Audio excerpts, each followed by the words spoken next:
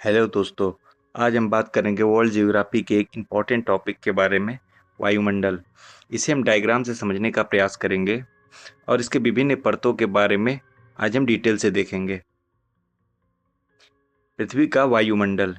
किसी भी ग्रह के चारों ओर गैसों के आवरण को वायुमंडल कहते हैं। पृथ्वी को जिस गैसीय आवरण ने ढक रखा है उसे पृथ्वी का वायुमंडल कहते हैं। इसी वायुमंडल के कारण ही पृथ्वी पर जीवन संभव हो पाता है। वायुमंडल की ऊपरी परत के अध्ययन को वायु विज्ञान एरोलॉजी कहते हैं और निचली परत के अध्ययन को ऋतु विज्ञान मेट्रोलॉजी कहते हैं।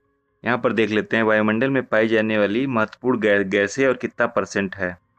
सबसे ज़्यादा पाया जाती है नाइट्रोजन 78.8%। दूसरे नंबर पर पाई जाती है ऑक्सीजन गैस 20.95%।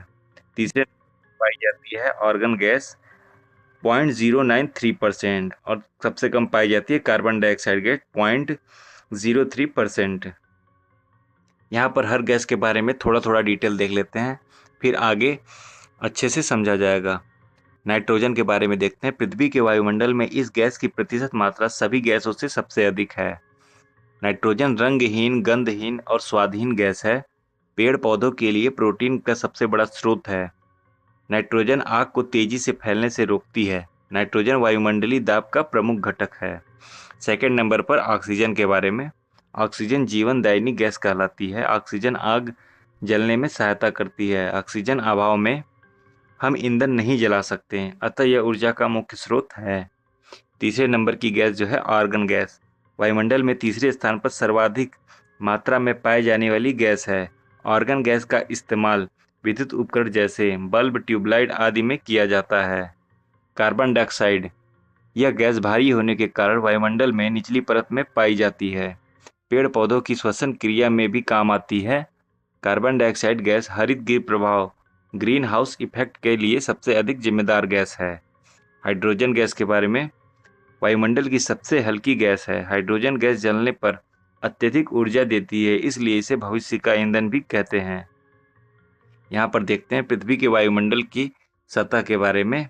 सबसे पहले पे आता है क्षोभ मंडल, उसके ऊपर आता है समताप मंडल, उसके ऊपर आता है मध्य मंडल, उसके बाद आता है आयन मंडल और सबसे लास्ट बाह्यमंडल, जिसकी सीमा अनंत है। वायुमंडल की संरचना क्षोभ मंडल ट्रोपोस्फियर इसे कहा जाता है। समताप मंडल स्ट्रेटोस्फियर, मध्य मंडल मेसोस्फियर, आयन मंडल आयनोस्फियर और बाह्यमंडल सबसे लास्ट वाला एक्सोस्फियर। क्षोभ मंडल के बारे में अब हम डिटेल से देखेंगे। क्षोभ मंडल वायुमंडल की सबसे निचली परत है। क्षोभ मंडल की ऊंचाई सतह से लगभग 18 किलोमीटर होती है। ध्रुवों पर क्षोभ मंडल की ऊंचाई 8 किलोमीटर तथा विषुवत रेखा पर 18 किमी होती है। ध्रुवों पर इसकी ऊंचाई जो है कम हो जाती है, विषुवत रेखा पर ज़्यादा बढ़ जाती है।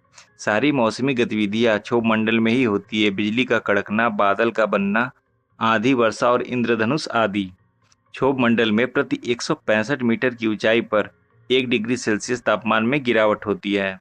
हर 165 किलोमीटर पर 1 डिग्री सेल्सियस कम होता जाता है। इस मंडल को संवहन मंडल भी कहते हैं। नेक्स्ट है अपना समताप मंडल स्ट्रेटोस्फियर। समताप मंडल पर तापमान लगभग समान रहता है, इसीलिए इसका नाम समताप मंडल पड़ा।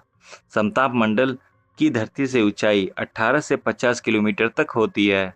समताप मंडल में मौसमी घटनाएं नहीं होती, जैसे आंधी, बादलों का गरज, पृथ्वी का कड़कना जैसी घटनाएं यहाँ पर नहीं होती हैं।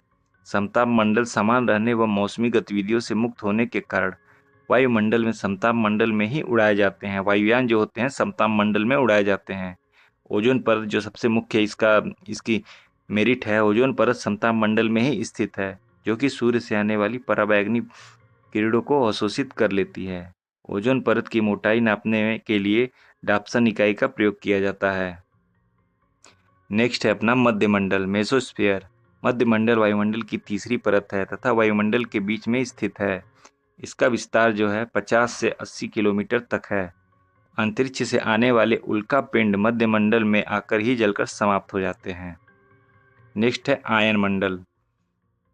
आयन मंडल मध्य मंडल के ऊपर 80 किलोमीटर से 400 किलोमीटर के बीच स्थित है। वायुमंडल की यह परत रेडियो तरंग को परावर्तित कर देती है। संचार उपग्रह जो कम्युनिकेशन सैटेलाइट है इसी मंडल में स्थापित किए जाते हैं। और लास्ट है अपना वायुमंडल एक्सोस्फीयर। वायुमंडल वायुमंडल की सबसे प्रमुख ऊपरी सतह है। वायुमंडल की कोई ऊपरी सीमा नहीं है, कोई निर्धारित नहीं की गई है कि इसके बाद कब ये समाप्त होगा। ये अनलिमिटेड है, अनडिफाइन है। वायुमंडल में हाइड्रोजन तथा हीलियम गैसों की अधिकता पाई जाती है।